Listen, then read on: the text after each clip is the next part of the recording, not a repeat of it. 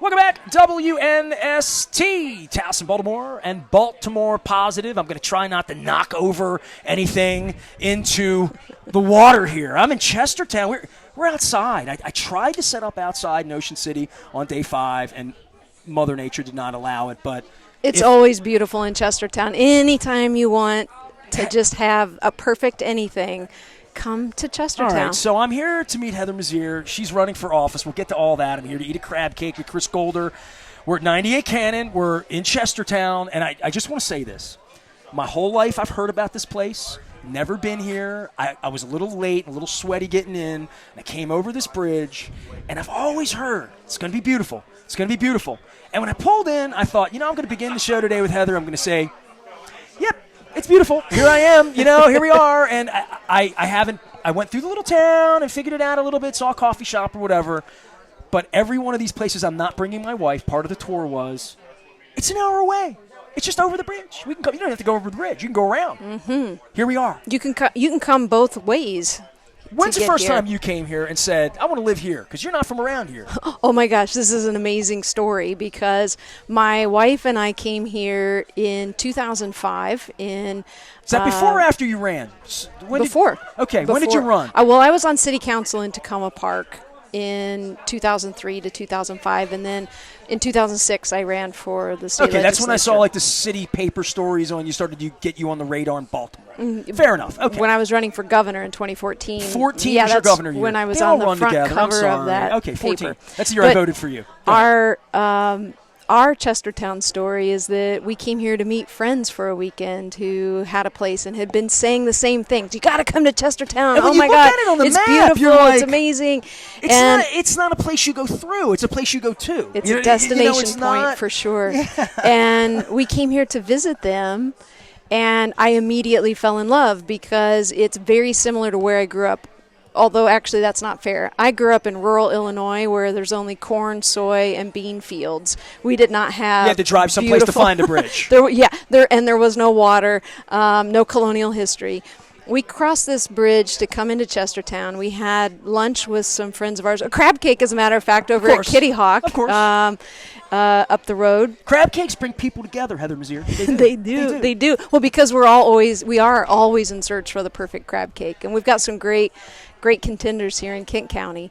But the very first weekend we came to visit here, I fell so in love with Chestertown and the feeling of it being so like where I grew up that we immediately began searching for a second home.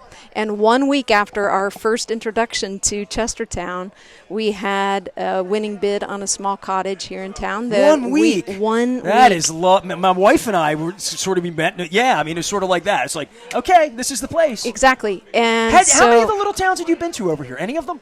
Well, of course. We loved the Eastern Shore. We'd been visiting and coming over to the shore for a long time, but mostly towards the Route 50 way. And I've told everyone I was always in a hurry to get there, whether I was 8 years old and a kid, whether I was 16 years old chasing girls, whether I was 25 years old and angry about traffic and paid a lot and just wanted to get, you're always in a hurry, right? Yeah, well, you stop, go to the bathroom and pick something up, but you're like, gotta get there. At the 5301 split, when you're focused on either getting to Ocean City or Lewis or Rehoboth, you don't even know necessarily what's over here on the 301 side. And it's been such a beautiful drive. It really Centerville, you went through Centerville to get here. Well, you came from Salisbury today. I did. So I came through Easton. I spent the morning in Cambridge learning about this water and the crab cakes we're eating and all of that stuff. Yeah. And this had to be on my... I put a bucket list of places in Maryland I've never been. I've been all over the world, but I've never been here, and it's an hour from home, and I'm embarrassed. Yeah. Well, you get to bring your wife back because over our shoulder, have you seen the schooner Sultana sitting there? Yeah, well, Chris was telling me about it. Is it a skipjack? Is it a clipper? It's a schooner. It's a schooner, and it's modern built, but looks... It was built in 2001, but it's a replica of a 1767 British ship that was monitoring for the tea taxes along these waterways. And was built here, right? It was built here with a really great story. Chestertown did not want big box stores coming in, and there was a proposal to bring a few big box stores into this area, and the community came together and said, what's an an alternative form of economic development that we can create that is unique to who we are and will bring in the resources and the tourists. And so the Sultana project was birthed. Spell and that. Sultana. All right, so Sultana. folks can Google that. And the Sultana project was born, and there's a mill up right up Cannon, the corner of Cannon and Mill. There is a mill where the ship was built. It was completed in 2001. They even have trundles, like tree nails, holding it together. It's built closest to any kind of replica because this particular ship had more historical data in crew logs and various materials that have been found on exactly how it was built, so it was able to be replicated. And now it's a floating classroom on the Chester River. Children, school programs, nonprofit groups. Living Classrooms does that in Baltimore all the time.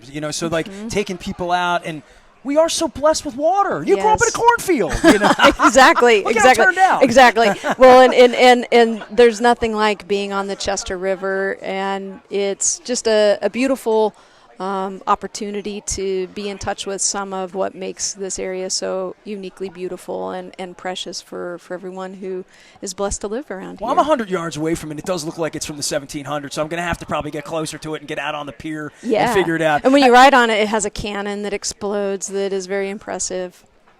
How loud is that? Should I move?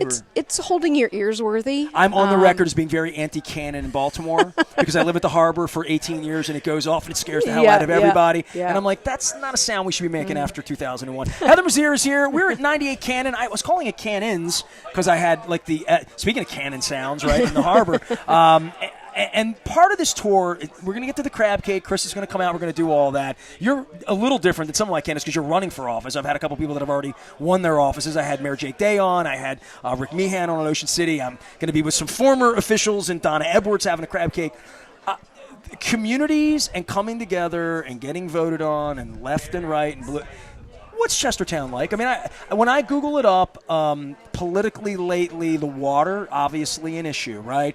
But obviously, right and left in Baltimore, one of the things I say is people in Baltimore should want to come to Chestertown. People in Chestertown should want to come to Baltimore. We're all in it together here. And Ocean City was even worse because, like, when you live in Baltimore, you see the police thing on the boardwalk. You create the opinion in the media or whatever. Then you go to these places. You come to Baltimore. You have these incredibly rich experiences. Chestertown's one of those places that's sort of like never been, don't know a lot about it. History's nice. What's it like today? It lured you and your wife to be here. She looks very happy.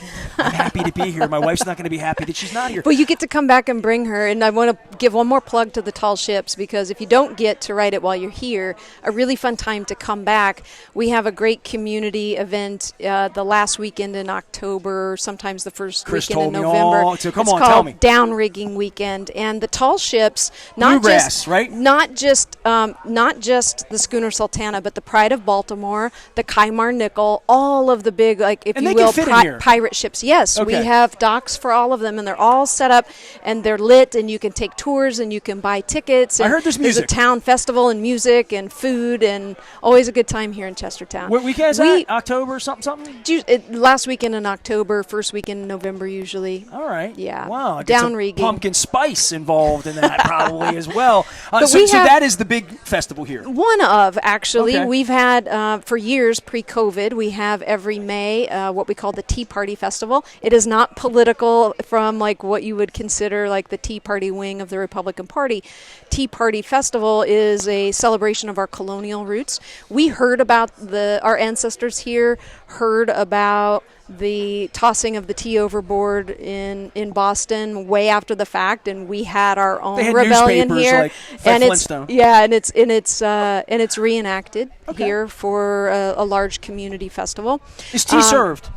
No. Oh, okay. No, ironically, right. yes. Yeah, well, they did throw it in the harbor. Every August, we have Legacy Days supporting rich African-American culture here in our community.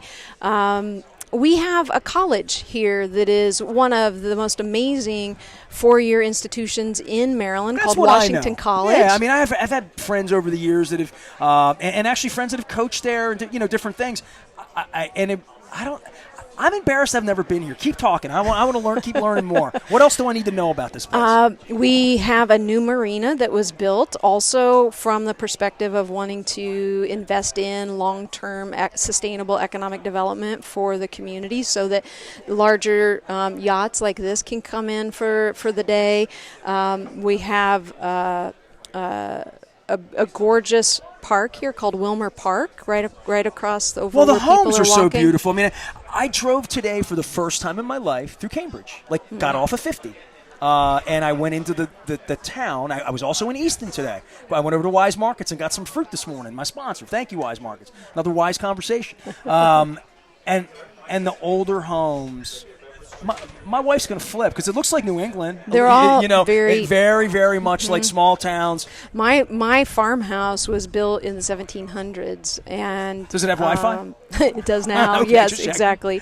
Although we don't all have Wi-Fi, and that's why broadband. That's a big issue, accelerating right? broadband is an important, very important issue. Let's talk about that because I came in here and I needed my stuff to work, and I'm getting Dennis's show on Thursday. I'm out here enjoying myself, and then.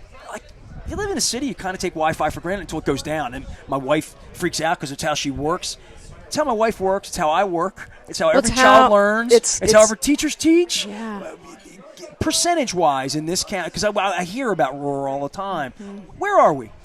We're getting better. And infrastructure is improving, but massive investments still need to be made.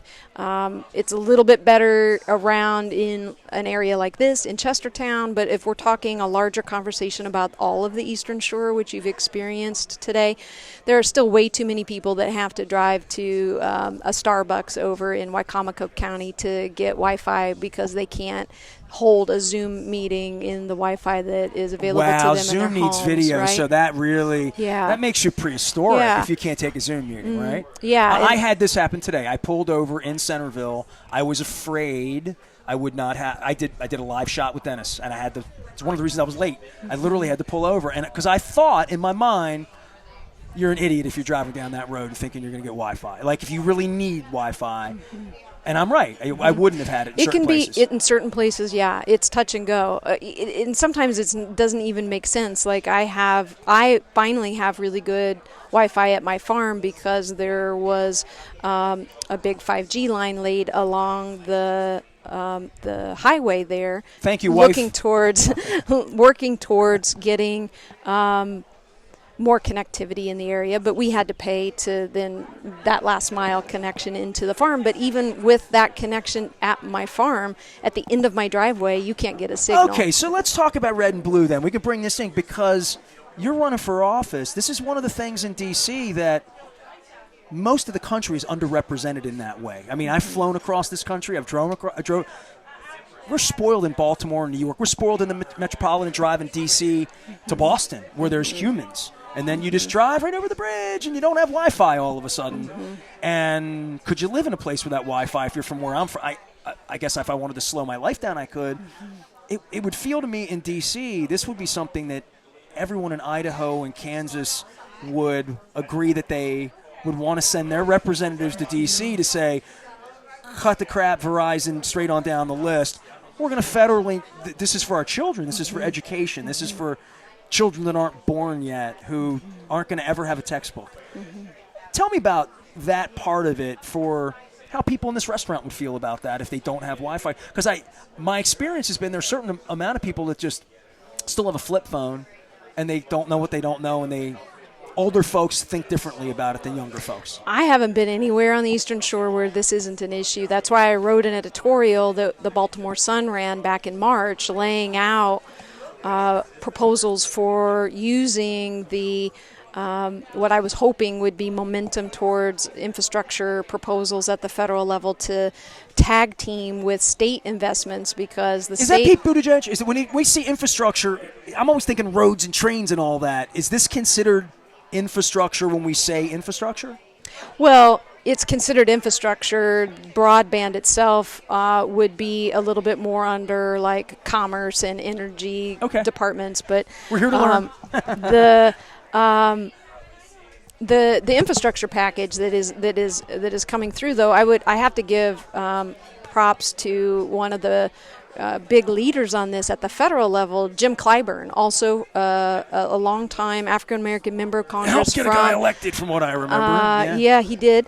From South Carolina. He's made this his key signature issue, and he has a really amazing proposal that I'm squarely behind and saying that we need to advance. And he's been working with, as you say, legislators from rural states all across the country, or rural areas within mixed states. This seems to be like one of these issues like weed, that if everybody, it's both aisles. It's coming. I think guns should be that way, but it's not. But there's money in the bipartisan infrastructure package, which I can't talk about that without also noting that the current congressman who represents this area, Andy Harris, voted against the infrastructure Please packages. Do. I mean, we're talking about representation here. He also failed to put in one request for any road, bridge, transit need, no infrastructure request at all for our district.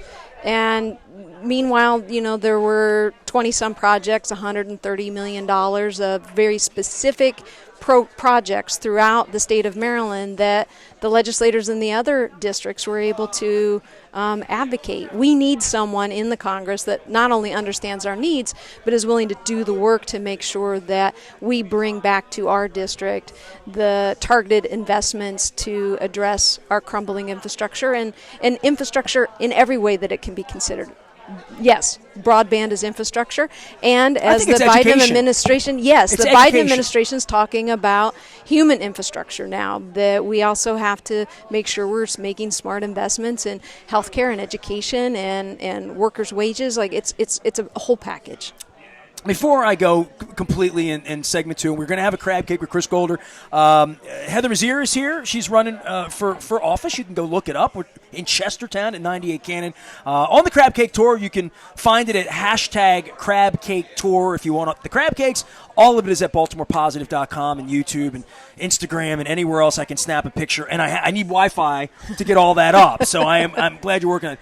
Last sort of really sensitive local issue, and it speaks to crabs, grass, oysters, home, value, Ocean City. There's never a time in Ocean City where I think, well, they've never really taken a hit. Talk about South Carolina, I think about Charleston. My mother's from down there. Hurricane hit, what would happen? You always think these places are going to get wiped out by a hurricane. No, it's probably just going to be like glaciers melting that take some time to get here. My understanding is there's some real concerns along this waterway. But let's be honest, there's going to be concerns along every waterway on Earth. Yeah. And we have more water than anyone that Martin O'Malley liked to brag about. Maybe Larry Hogan wants to hide from a little bit, but this is going to be important to all these folks who voted in a different way, along all this time when the water rises, and it's happening, no doubt about it. You can't live in a district as gorgeous and beautiful as ours, with all these thousands of miles of waterways and all the tributaries, the delicious rivers, crabs. delicious crabs in our crown jewel, the Chesapeake Bay, and not take the climate crisis seriously, not have a deeper understanding of the environmental impacts that rising tides are not only threatening our ecosystems, they're threatening our economy and our way of life. We have had reports that some areas of the 1st Congressional District over in Dorchester and Caroline counties might be some of the first climate refugee communities in the country because of the saltwater intrusion and the rising tide levels and the way that salt water doesn't allow for crops to grow. You don't want this water to be in your agricultural waterlands. And as the tides rise and the aquifers are unbalanced by the ways that our ecosystems are being thrown off, it's creating havoc everywhere that's impacting our livelihoods as well as our homes, our home values, and well, Heather, I live at the harbor. I see the algae bloom when it happens on a 112-degree day, right? And you just smell the dead fish, and this. We can't have it. Well, this is why this isn't working. I'm an environmental activist, and I'm also a farmer. I'm 5 generations of farmers in my family: corn, soy, and wheat. I think that there is a way to bridge the dialogue between how to approach policy at the federal level through the farm bills that will acknowledge the climate crisis but incentivize farming practices that will be in partnership with it. carbon sequestration in the soils, more organic practices. Josh Hastings, Josh Hastings' family, he's a Wicomico County councilman over, and his family was one of the first organic farms in the country. We know how to lead on these things in Maryland, but we also need representation that takes these issues seriously. I have a lifetime score with the League of Conservation Voters for the 8 years I was in the legislature of 98%. I am squarely on the side of understanding the importance of being in partnership with our resources. Andy Harris, on the other hand, has a lifetime score of 3% and has consistently rated as low as 0. We can't have that kind of representation here any longer. People have asked me if I would have him on the show on an equal time basis. I can't even imagine arguing with denying science when you're a doc. I can't get my arms around it. My feelings about it are pretty outspoken on it. But endorsing you is one thing, or discussing this side of it versus the other side that it's just not factual. That, I'm a journalist. If your basis is something that I'm calling BS on from the beginning, it becomes very hard to have a dialogue, I think, with someone that just doesn't care, or someone that is willful ignorance. Here's where I'm going to surprise you with my answer to that. Sure. I actually would encourage you to, because the other piece to my style of politics is, let's talk to everyone. Let's not have anyone off limits. Let's be curious about, why are you denying science, and work on having breakthroughs. I actually did a podcast myself with Andy Harris. I know. You told me a little bit about this. Let's do this. Let's take a break. We'll come back, and we'll begin with that, and you can openly campaign in the next segment if you haven't started already. Heather Mizeur is here. We're at 98 Cannon. My dear friend Chris Golder is here. I just want to give love to Dennis Colatzos, who brought this blue truck, and Scout's honor. She's an honest politician.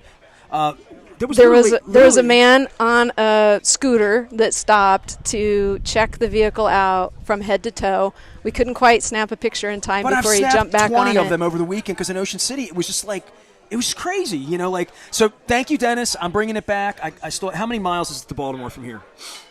Well, as the crow flies, which direction are you driving. going? North? I'm not boating. 77 miles. I have 77 miles to get it back to you, Dennis. I'm driving like this. I'm like, they're all looking at it. I'm like, don't veer over a little bit too much. I stopped at Royal Farm. They have beer and wine. I like beer and wine, and they have that at Royal Farm on the Eastern Shore. So big appreciate and Chicken Palooza. I mean, I'm doing these crab cakes. I don't want to be disrespectful to the chicken. And I had some people on the Eastern Shore saying, we do Eastern Shore chicken, and I'm like, well, you still have Rofo the whole way, and it's pretty busy in there. And our friends at Wise, who fed me this morning, I went in looking for my favorite thing in life, gold watermelon, and didn't have any this morning, but I found one at a roadside stand, which is a great way to do it in Eastern Shore. An 80-year-old man with these hands that had been, you talk about your family and a farm. I drove past the watermelon farm, and they had one that looked like a cucumber big, and then they had the normal ones, and they had fatter ones. And I went up and I said, look, I'm not a farmer. I mean, look at me. Do I look like a farmer? And I said, pick me out 2 of the most beautiful gold watermelons. And this man got up, he came over, and he beat on about a dozen of them. And he only gave me the ones that were acceptable. Mm-hmm. So Dennis is going to be very, very happy this weekend when I get back from the Eastern Shore. So thanks, Dennis. Heather Mizeur is here. I'm Nestor. We are WNST AM 1570. We're doing a crab cake tour. The hashtag is crab cake tour. You remember that? Crab cake tour. That's the hashtag. Good. We're back for more with Heather Mizeur. We're at 98 Cannon. We're in Chestertown for the first time in my life. I better duck when I say that there's locals here. Back for more on WNST right after this.